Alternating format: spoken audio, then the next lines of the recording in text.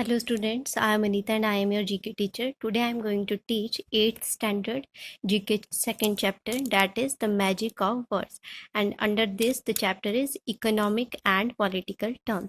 So here some economic and political terms. The first one is the written statement confirmed by an oath to be used as judicial proof, that is known as affidavit, and many times you use this term affidavit. Second one is the yearly estimate of income and expenditure of a country, that is known as budget. Third one is a legislative proposals made by the government. A draft of legislative proposal that made by the government, that is known as bill. Next one is the two or more political parties when come together to form the government, known as coalition. The next one is the deliberate reduction in the value of home currency, that is known as devaluation. Next is the condition of international trade where countries do not impose custom duties or other taxes on the import of goods from other countries, that is known as free trade. Next one is it is a right to vote, especially at the parliamentary election, that is known as franchisee. Next is a judicial process. It is a judicial process or order requiring the person or persons to whom it is directed to do a particular act or to refrain from doing so, that is known as injunction. Next one is, it is when there is only one manufacturer of a commodity, only one manufacturer of a commodity for which there is no substitute, that is known as monopoly. Next one is it is a written public declaration of the objectives, intentions and programs of action of a sovereign leader or a party, that is known as manifesto. Next is it is an urgent measure promulgated by the head of a state to meet an emergency situation, that is known as ordinance. The next one is a market in which there is no restrictions on buyers and sellers and where the prices are determined by their demands and supply, that is known as open market. The next one is the minimum number of members required in a meeting of a body or associations to make the proceedings of that meeting valid, that is known as quorum.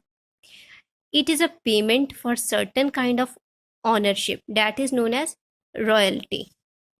It is a document published by the government and it is known as white paper. So this is economic and political terms.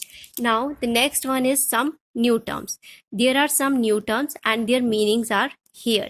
The first one is bling. Bling means expensive clothing and jewelry. The second one is chillax and it means calm down and relax. The third one is crink and crink means very excited or full of energy. The fourth one is drool worthy and it means sometime that makes someone overly excited and is worth salivating over.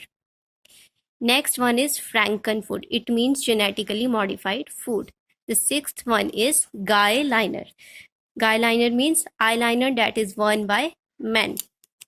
Next is hater. Hater means a person who greatly dislikes a specific person or thing. Next is illiterati. Illiterati means people who are not well educated.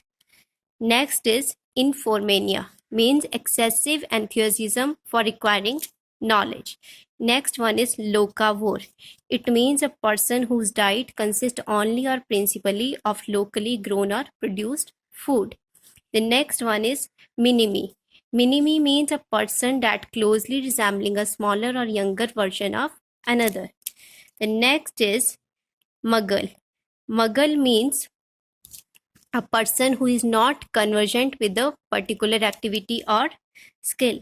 Next is noob. Noob means a person who is experienced in a particular sphere or activity, or especially in computing or the use of the internet. The next is screenager. Screenager means a person in his teens or 20s who has an aptitude for computers and internet. The next one is truthiness. Truthiness means a quality of seeming or being felt to be true, even if not necessarily true. So these are some new terms. Learn this all the terms. And here there are some famous poems and poets.